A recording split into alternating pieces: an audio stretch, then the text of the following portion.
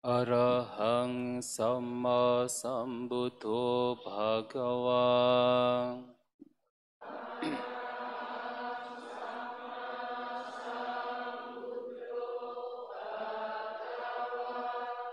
Buddhang Bhagavantang Abhivademi.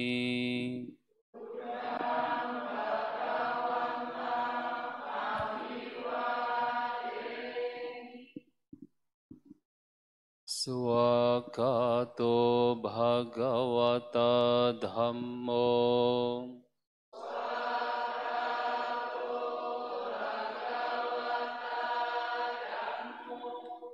Dhammang Namasami.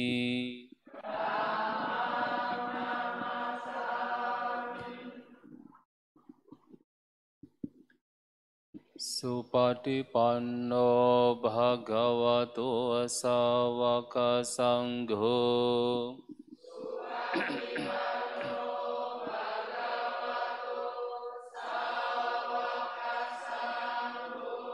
Sanghang Namami.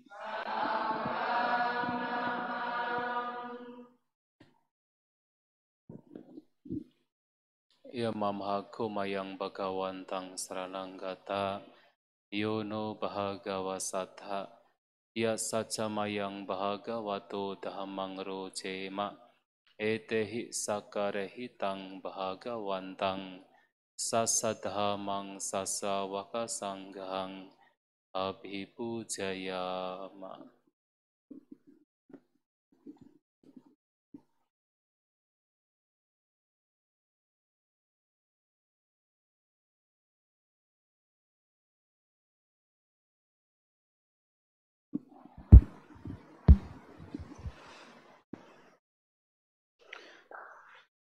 Mari Bapak Ibu semuanya kita akan memperbarui sila kita dengan membacakan permohonan sila.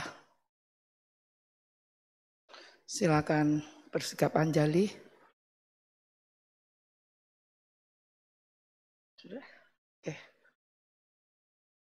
Diisi yang depan dulu. Oke, terima kasih. Ya. Okasa ahang bante tisarane nasadim Pancasila dhammang yacami anugahang katwa silang detame bante Dutiyam piyo kasa ahang bante tisarane nasading Pancasila dhammang yacami anugahang katwa silang detame bante tatiyam piyo kasa ahang bante tisarane nasadim Pancasila dhammang yacami hanugam katwa silang detame bante Yamahang Wadamitang Wadita. ama bante. Namo tassa bhagavato arahato samma sambuddhassa. Namo tassa bhagavato arahato samma sambuddhassa. Namo tassa bhagavato arahato samma sambuddhassa. Namo tassa bhagavato arahato samma sambuddhassa. Namo tassa bhagavato arahato samma sambuddhassa. Namo tassa bhagavato arahato samma sambuddhassa. Buddhang saranang gacchami. Buddhang saranang gacchami. Dhammang saranang gacchami. Dhammang saranang gacchami. Sanghang saranang gacchami. Sanghang saranang gacchami. Dutiyampi buddhang saranang gacchami. Dutiyampi buddhang saranang gacchami. Dutiyampi dhammang saranang gacchami. Dutiyampi dhammang saranang gacchami. Dutiyampi sanghang saranang gacchami. Dutiyampi sanghang saranang gacchami. Tatiyampi buddhang saranang gacchami. Tatiyampi buddhang saranang gacchami. Tatiyampi dhammang saranang gacchami. Tatiyampi dhammang saranang gacchami. Tatiyampi sanghang saranang gacchami. Tatiyampi sanghang saranang gacchami. Saranagammanang paripunang. Amabante. Panatipada Veramani Sikkhapadang Samadhiyami. Panatipata Veramani Sikkhapadang samadhiyami. Adinadana Veramani Sikkhapadang Samadhiyami. Adinadana Veramani Sikkhapadang samadhiyami. Kame sumiccacara Veramani Sikkhapadang Samadhiyami. Kame sumiccacara Veramani Sikkhapadang samadhiyami. Musawada Veramani Sikkhapadang Samadhiyami. Musawada Veramani Sikkhapadang samadhiyami. Suramiraya Majjapama Daddhana Veramani Sikkhapadang Samadhiyami. Suramiraya Majjapama Daddhana Veramani Sikkhapadang samadhiyami. Imani panca sikkhapadani silena sukating yanti silena bhoga sampada silena nibbutting yanti tasma silang visodhaye. Amabante. Sadhu, sadhu, sadhu. baik kepada Bapak Ibu, saudara-saudari sekalian. Selamat pagi semuanya, terpujilah Sang Buddha, Namo Buddhaya. Hari ini kita akan mempraktikkan meditasi sesuai dengan jadwal yang sudah diberikan satu hari ini sampai nanti jam 4 kita akan melatih One Day Mindfulness.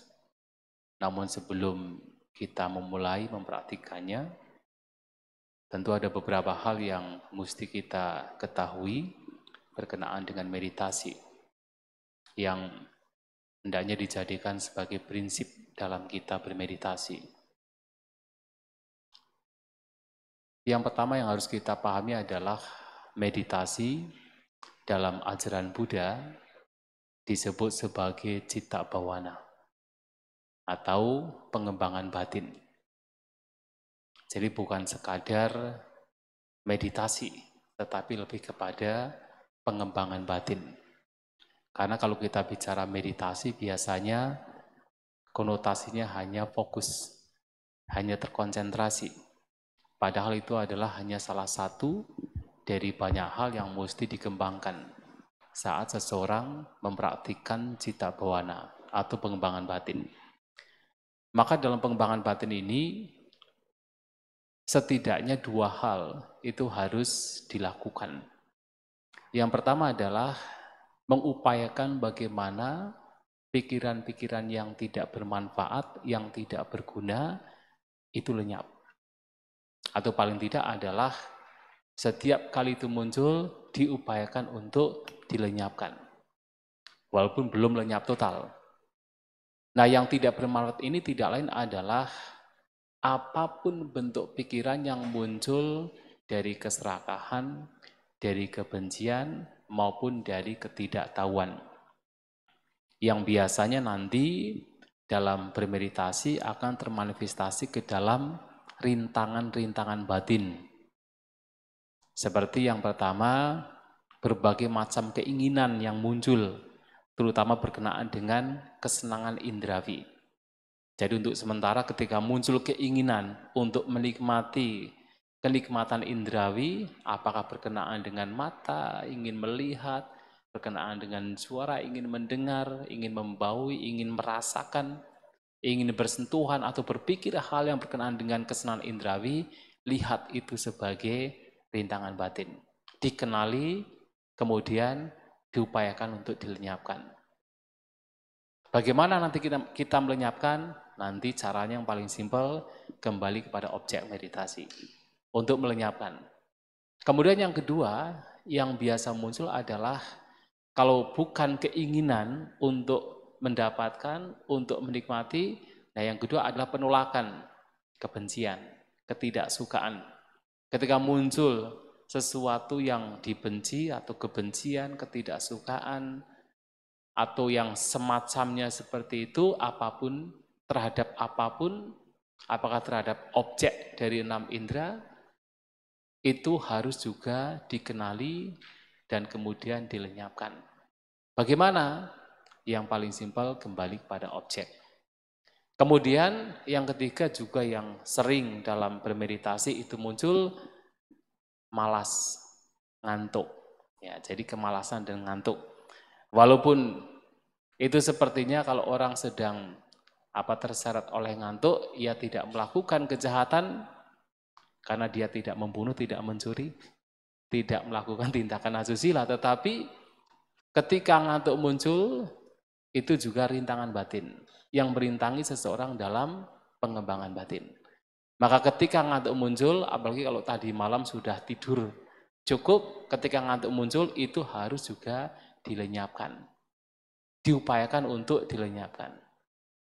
Nah yang keempat adalah kegelisahan, pikiran yang mengembara, pikiran yang gelisah, pikiran yang tidak mau beristirahat, yang aktif. Nah ketika itu muncul juga, lihat itu sebagai rintangan batin. Itulah kenapa kemudian dalam meditasi, setiap kali pikiran mengembara, kembali kepada objek, mengembara, kembali kepada objek.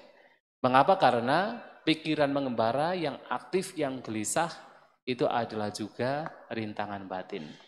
Itu bagian dari yang sesungguhnya muncul dari keserakahan, kebencian, ataupun ketidaktahuan. Nah, yang kelima adalah wicikicca atau keraguan-raguan. Terutama adalah ragu-ragu apakah meditasi yang dilakukan bermanfaat atau tidak. Apakah meditasi yang dilakukan ini sudah sesuai atau tidak.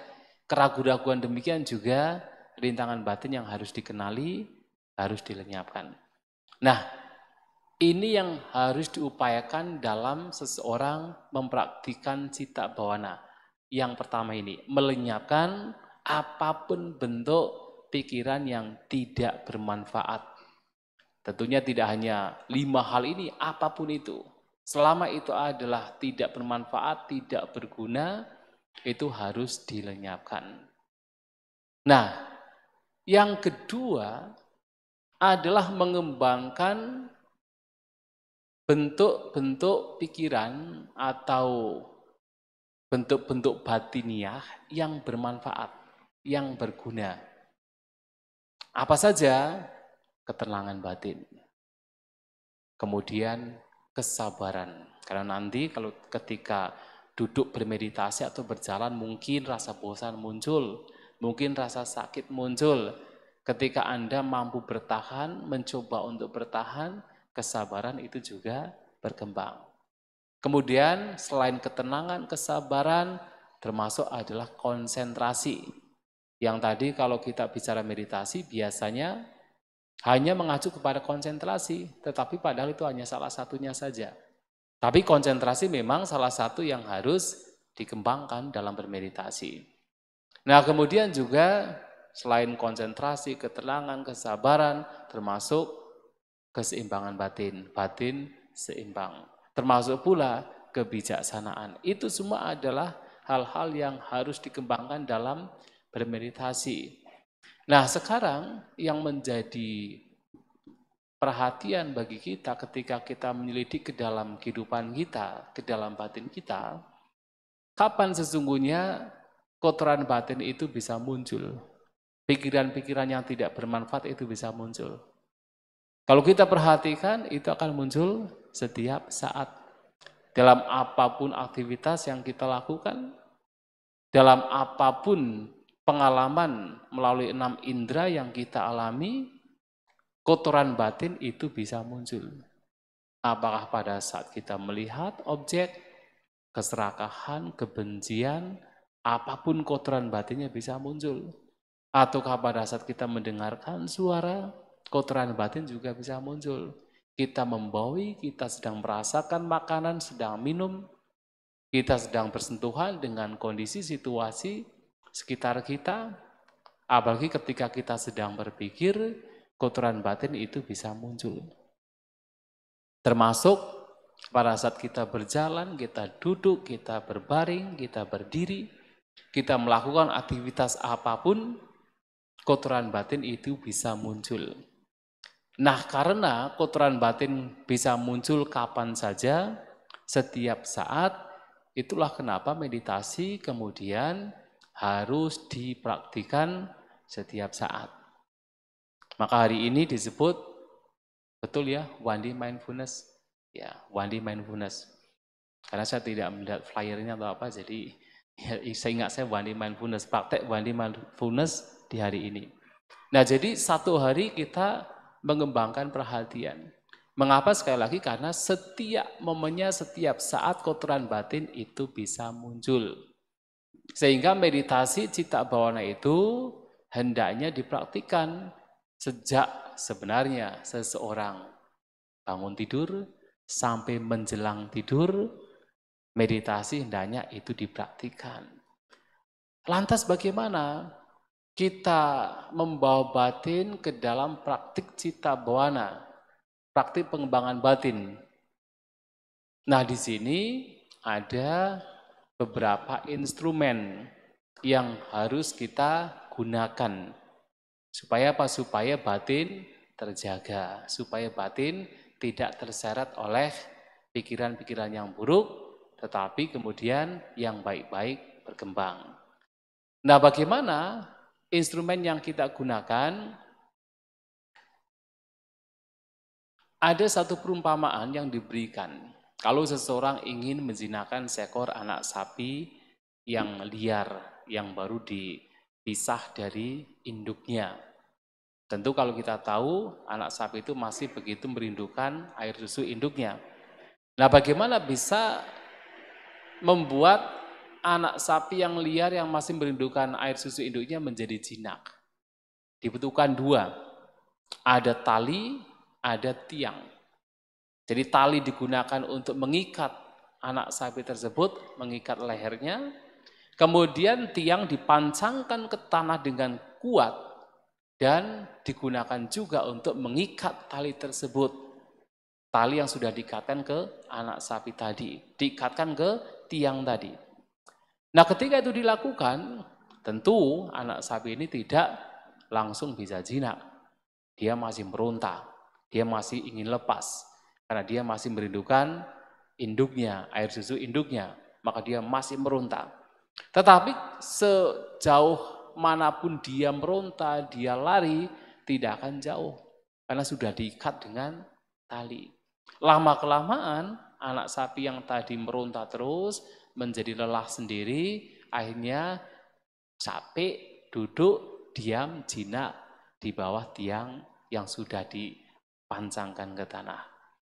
Nah, seperti itu meditasi atau cita bawana juga sama. Adalah kita membutuhkan dua. Jadi anak sapi yang liar itu yang masih merindukan air susu induknya seperti pikiran kita. Pikiran kita itu liar. Pikiran kita itu selalu merindukan kesenangan indrawi. Selalu diombang-ambingkan oleh suka dan tidak suka.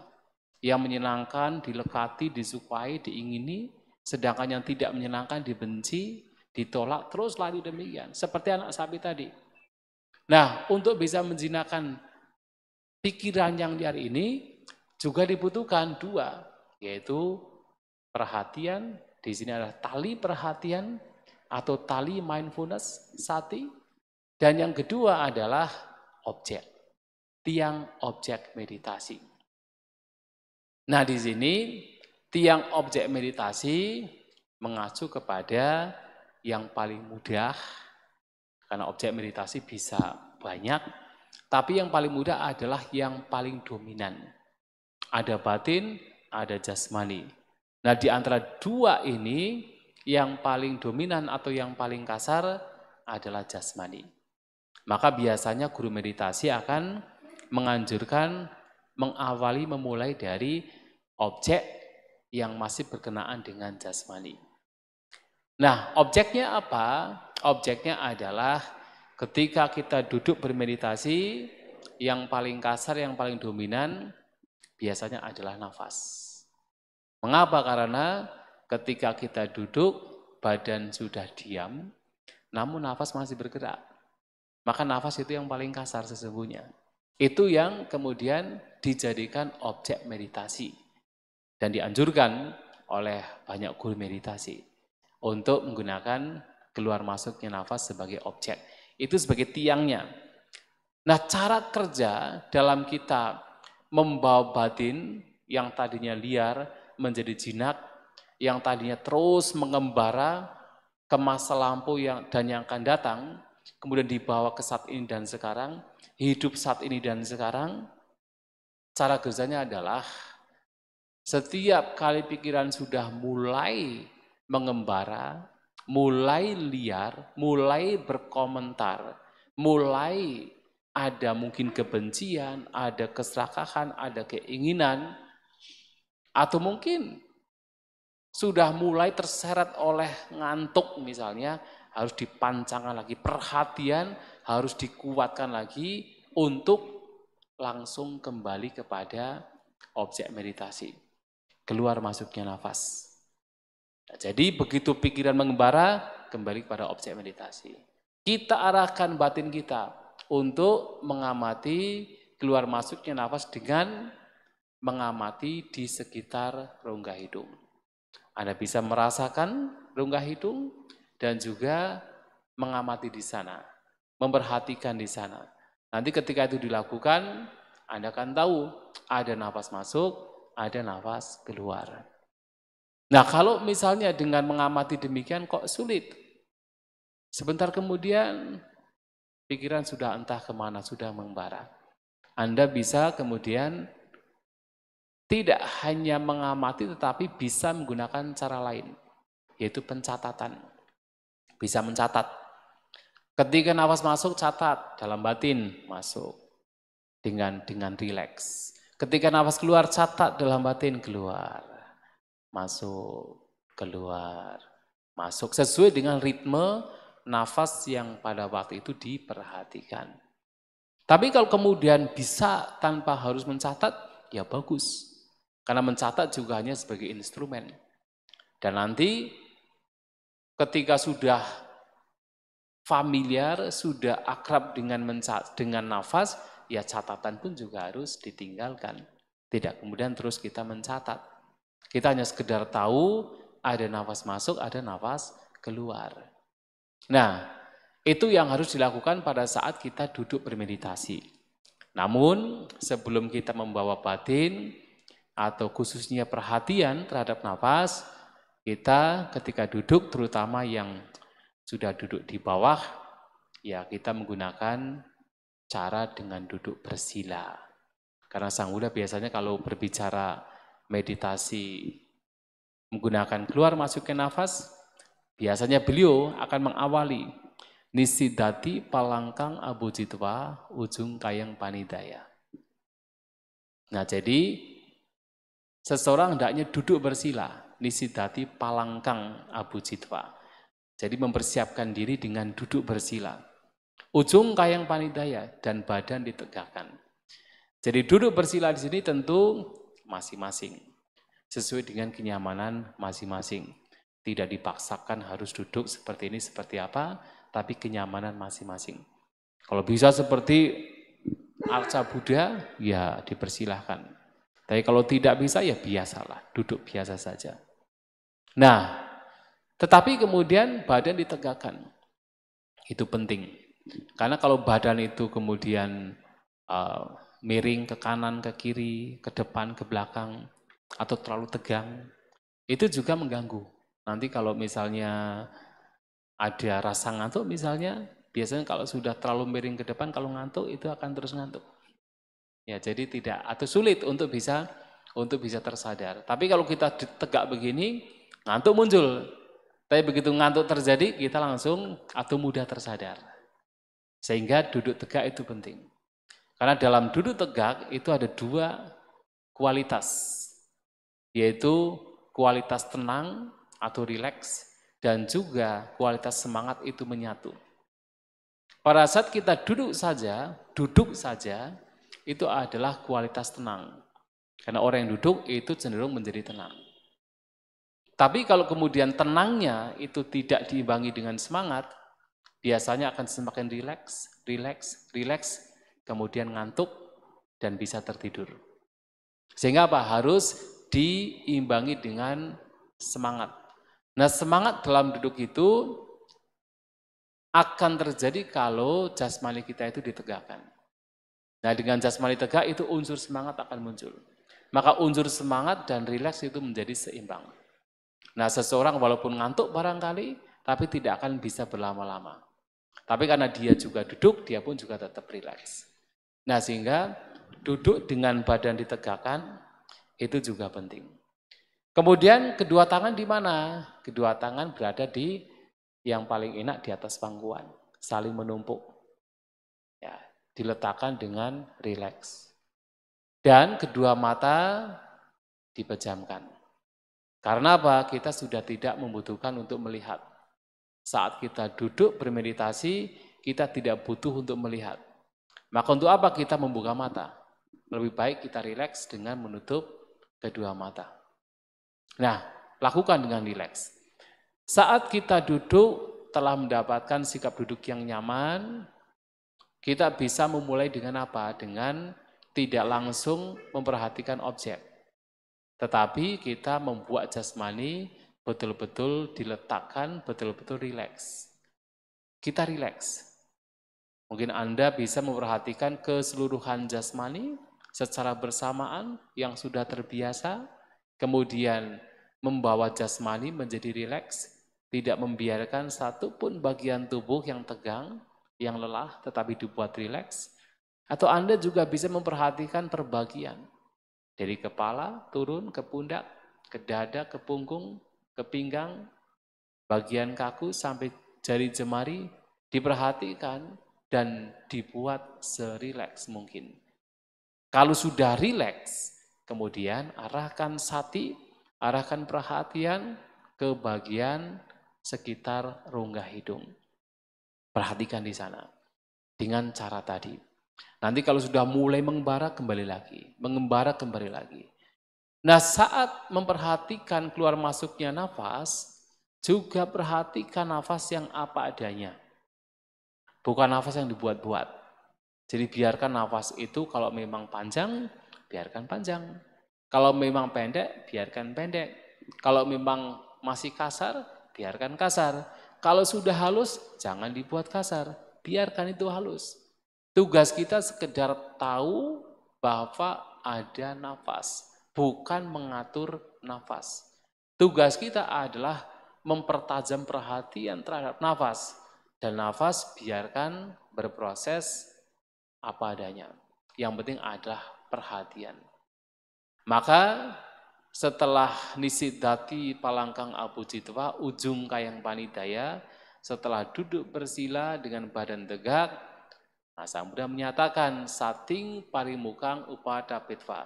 Kita memancangkan perhatian kita untuk apa? Satu wa asasati, satu wa pasasati. Ini awal sekali. Yang terpenting Anda sadar. Penuh perhatian, satu itu adalah sati. Penuh perhatian ketika nafas masuk, ketika nafas keluar. Tahu ada nafas masuk, tahu ada nafas keluar. Itu saja sudah cukup untuk duduk bermeditasi. Nah, ini berkenaan dengan duduk meditasi. Karena mindfulness di sini atau sati di sini hendaknya dimunculkan setiap saat, maka tidak hanya duduk meditasi, tetapi juga setiap momen yang Anda lakukan itu harus dilakukan dengan mindful, dengan perhatian. Apa itu perhatian? Perhatian adalah waspada, perhatian adalah sadar. Anda sadar dengan apa yang sedang dilakukan. Kalau sudah ngantuk itu tidak ada sati, tidak ada perhatian. Kalau pikiran sudah mengembara itu sudah tidak ada perhatian, tidak ada sati. Jadi kalau diibaratkan seperti kalau seseorang itu berjalan di jalan yang licin. Kalau Anda tidak ingin terpeleset ketika berjalan di jalan yang licin, apa yang dilakukan? Berjalan dengan hati-hati. Berjalan dengan waspada, berjalan dengan penuh perhatian. Pikiran tidak melamun, tapi saat ini dan sekarang betul-betul sadar. Itulah sati. Itulah perhatian. Simple, sederhana. Tapi kemudian perhatian yang sama diarahkan untuk memperhatikan batin kita. Untuk memperhatikan objek keluar masuknya nafas kita. Untuk memperhatikan ketika batin kita sudah mulai mengembara, tahu, oh mengembara, kembali pada objek. Mengembara lagi, kembali pada objek. Itulah sati, itulah mindfulness. Nah kemudian ini digunakan pula tidak hanya pada saat duduk bermeditasi. Maka selain ada duduk meditasi, ada juga adalah meditasi jalan. Ya, jadi meditasi jalan. Dalam meditasi jalan juga intinya sama. Adalah Anda mempersiapkan tempatnya seperti sekarang mempersiapkan tempat di bawah atau di kursi, tapi Anda mempersiapkan tempatnya. Kemudian tentu tempatnya juga yang nyaman, kalau bisa yang rata. Kemudian yang lurus, tidak muter-muter, ya. Jadi meditasi jalan itu tidak muter-muter, mengelilingi wihara, diputer-puter enggak, tapi mencari tempat yang lurus, yang nyaman. Kita memutuskan, misalnya dari sini, tapi jangan di sini ya. Misalnya kalau saya dari sini ke pintu sana, kita putuskan untuk tempat meditasi jalan. Nah saat kita melakukan, seperti ketika duduk meditasi, ada sati perhatian, ada objek meditasi, meditasi jalan juga sama. Ada perhatian dan ada objek meditasi. Karena meditasi jalan yang paling dominan adalah langkah kaki, maka yang menjadi objek meditasinya atau objek perhatiannya adalah langkah kaki. Anda memperhatikan langkah kaki. Nah, dalam bermeditasi jalan, Anda bisa kedua tangan saling berpegangan di depan atau di belakang, supaya lebih nyaman. Walaupun sebenarnya tidak ada keharusan, tetapi supaya lebih nyaman, tangan berada di depan atau di belakang. Setelah mempersiapkan di mana Anda ingin bermeditasi jalan. Berdiri, kemudian tenangkan dulu jasmani Anda, tidak usah terburu-buru, rileks saja, karena juga tidak ada yang mengejar juga, rileks saja, tidak terburu-buru, penuh perhatian. Kemudian Anda mulai berjalan, sembari memperhatikan langkah kaki. Kalau kemudian ingin lebih spesifik, Anda bisa memperhatikan sensasi di telapak kaki. Dan seperti pada saat duduk, Anda bisa menggunakan mencatat, masuk, keluar, masuk, keluar. Anda pun juga bisa mencatat dalam batin. Ketika kaki kanan melangkah, kanan. Kiri melangkah, kiri. Kanan melangkah, kanan. Kiri melangkah, kiri. Kanan, kiri. Dan meditasi jalan bisa dilakukan dengan berjalan secara normal. Seperti biasanya Anda berjalan, tidak terlalu lambat, tapi juga tidak cepat, seperti Anda berjalan rileks. Sembari mencatat kanan, kiri, rileks, santai. Dan mata berbeda dari ketika duduk yang terpejam, dalam meditasi jalan Anda membuka mata, tidak menutup mata. Dan ketika Anda berjalan, jangan berjalan ke belakang. Karena ada beberapa orang yang mencari cara sendiri berjalan ke belakang. Ya, berjalan ke depan. Ya, jadi normal saja. Intinya adalah perhatian, mindful. Nah, ini adalah meditasi berjalan. Ketika sudah sampai di tempat yang memang kita tuju, ya kita berdiri dulu, rileks dulu seperti pokoknya tenang, rileks, kemudian kalau sudah siap berbalik. Kemudian kalau memang ingin berjalan tapi dengan perhatian. Tapi kalau ingin rileks lagi, silakan rileks. Setelah itu kemudian berjalan lagi. Sama, kanan, kiri, kanan, kiri. Kemana tatapan mata? Tatapan mata itu tentu di tempat atau di tempat kita berjalan. Jadi rileks saja. Tatapan mata kita tuh rileks saja, tapi tidak kemudian jelalatan ke sana kemari. Meditasi jalan kemudian melihatnya ke atas itu. Tidak demikian. Rileks seperti orang berjalan. Ya, jadi tatapan mata juga rileks seperti halnya ketika Anda berjalan. Tidak ada ukuran, harus misalnya 3 meter ke depan atau 4 meter ke depan, nanti malah berpikir-pikir, ini 3 meter atau 2 meter ya? Ya malahan nggak bisa rileks. Tetapi rileks dengan tatapan mata yang normal. Nah, itu meditasi jalan. Kemudian, karena meditasi ini setiap saat, setiap momen, maka hal-hal lain yang dilakukan seperti ketika Anda makan, ketika Anda minum, ketika Anda mungkin ke toilet, lakukan semua itu dengan penuh perhatian, dengan kesadaran. Memang nanti di sana akan banyak objek yang muncul, karena aktivitasnya juga sangat beragam. Aktivitas jasmani juga sangat beragam. Tapi setidaknya adalah Anda tahu bahwa Anda sedang makan. Misalnya ketika sedang makan, Anda tahu ketika Anda mengambil makanan, Anda tahu ketika Anda sedang membawa makanan, Anda tahu ketika sedang mengunyah, Anda tahu ketika sedang menelan, Anda tahu ketika makanan sudah masuk ke perut. Bahkan ketika makanan sudah keluar dari perut, Anda tahu juga ketika ke toilet. Jadi betul-betul sadar. Lakukan dengan penuh perhatian, dengan kesadaran. Itu saja sudah merupakan latihan untuk membawa batin ke saat ini dan sekarang.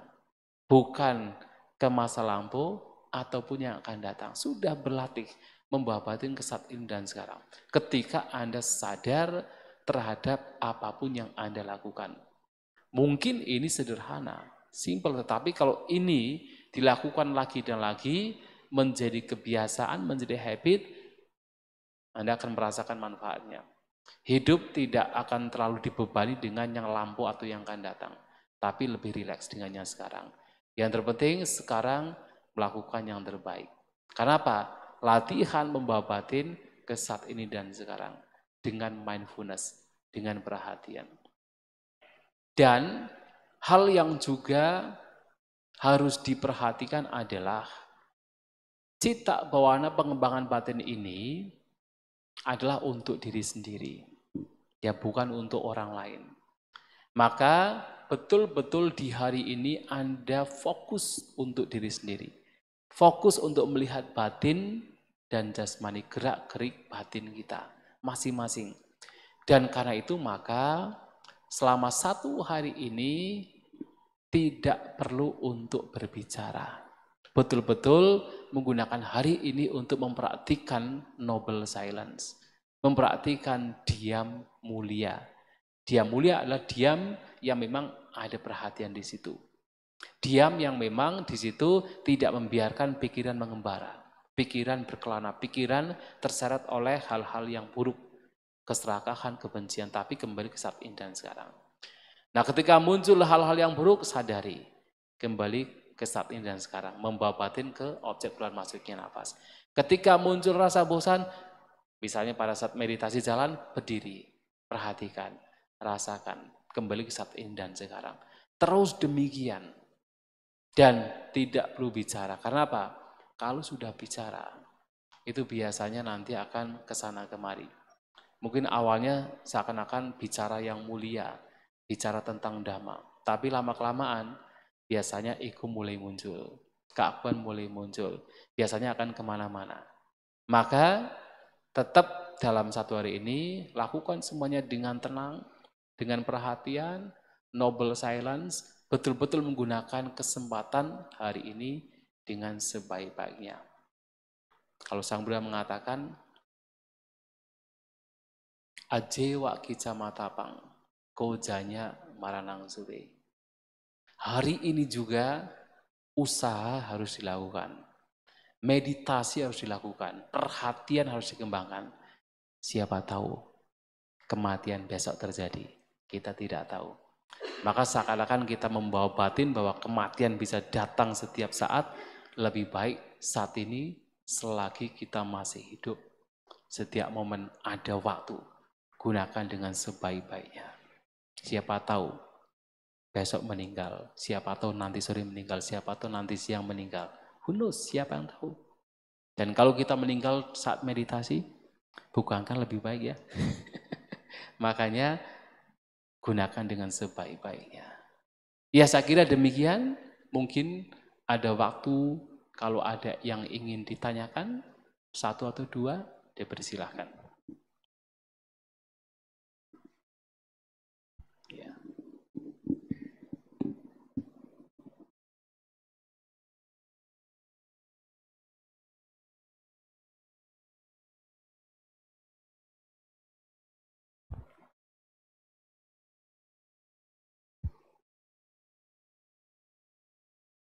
Saya ingin membacakan jadwal ya. Silakan Bante. Iya. Ya, jadi memang sesuai dengan jadwalnya jam 8 sampai jam 9 adalah pembacaan tuntunan tisarana dan juga penjelasan meditasi. Kemudian jam 9 sampai jam 10 Anda bisa menggunakan untuk meditasi duduk atau jalan. Dipersilahkan. Biasanya kalau sudah duduk lama, baik untuk meditasi jalan supaya seimbang. Nanti jam 10 sampai jam 11 ada meditasi duduk bersama. Ya mungkin nanti saya jam 10 ke sini. Biar ada bimbingan pada saat duduk meditasi. Jadi nanti untuk mic-nya biar nanti on ya. Ya. Jam 10 sampai jam 11 meditasi duduk bersama.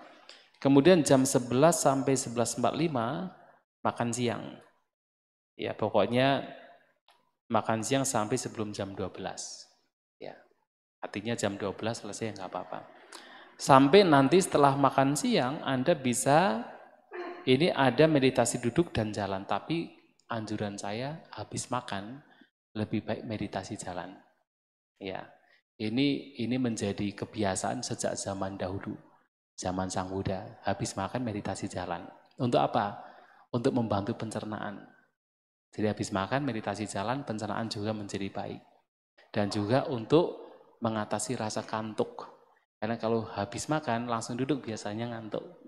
Ya, jadi habis makan lebih baik meditasi jalan. Nanti jam 12.30 Anda bisa meditasi jalan dan duduk. Maaf, jam 12.30 sampai setengah 2 ada meditasi duduk bersama. Jadi habis makan ada meditasi jalan, kemudian jam 12.30 sampai 13.30 meditasi duduk bersama. 1 jam. Dan dari jam 13.30 sampai jam 3 akan ada meditasi duduk dan jalan, maka Anda dipersilahkan bisa memilih apakah mau duduk ataukah mau jalan. Sementara nanti jam 3 akan ada diskusi, tanya jawab, dipersilahkan yang ingin bertanya berkenaan dengan meditasi. Ya, demikian ya. Jika demikian halnya, dipersilahkan. Ini jam 9 karena tidak ada pertanyaan. Saya yakin semuanya paham. Mungkin sudah terbiasa meditasi juga. Maka silakan untuk melakukan yang terbaik dalam meditasi. Terima kasih.